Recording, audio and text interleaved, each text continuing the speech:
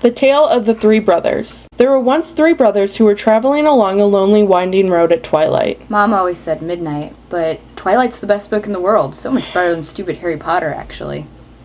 Shut up. Seriously. Sorry. Oh, real. In time, the brothers reached a river too deep to wade through and too dangerous to swim across. It was also shark-infested. However, these brothers were learned in the magical arts, and so they simply waved their wands and made a bridge appear across the treacherous water. They were halfway across it when they found their path blocked by a hooded figure. Oh my god, I fucking hate you, Erica.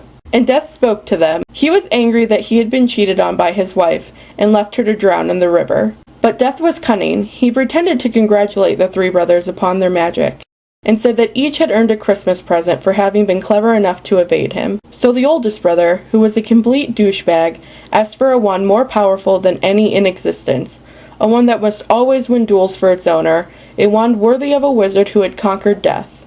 So Death crossed to an elder tree on the banks of the river, fashioned a wand from a branch that hung there, and gave it to the oldest brother. Then the second brother, who was emo, decided that he wanted to humiliate Death still further, and asked for a power to recall others from death. So Death picked up a fucking huge stone from the first national riverbank and gave it to the second brother and told him that the stone would have the power to bring back the dead. And then Death asked the third and youngest brother what he would like.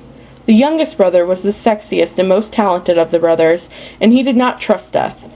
So he asked for something that would enable him to go forth from that place without being followed by Death.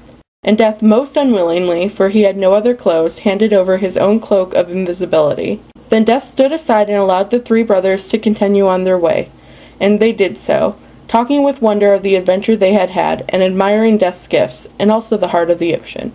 In due course, the brothers separated, each of his own destination. The first brother traveled on for a week or more, and reaching a distant village, sought out a fellow frat boy with whom he had a quarrel. Naturally, the elder wand as his weapon, he could not fail to win the duel that followed.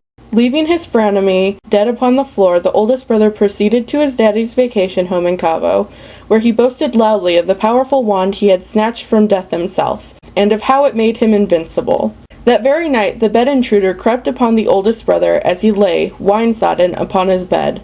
The bed intruder took the wand and, for good measure, slit the oldest brother's throat with his go-go gadget arm.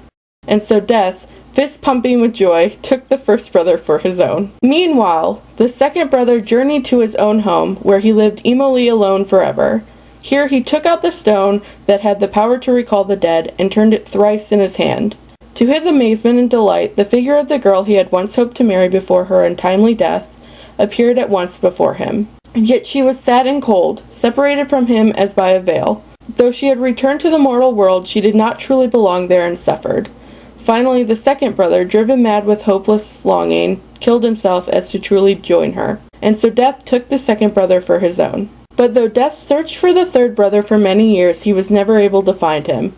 He found his portrait, he found his license, he found his bag of Cheetos. He was so dumb. He was really dumb, for real. It was only when he had attained a great age that the youngest brother finally took off his cloak, and gave it to his son. Then he greeted Death as an old friend, and went with him gladly, and equals they departed from this life. Freaking yeah! The end. Bye.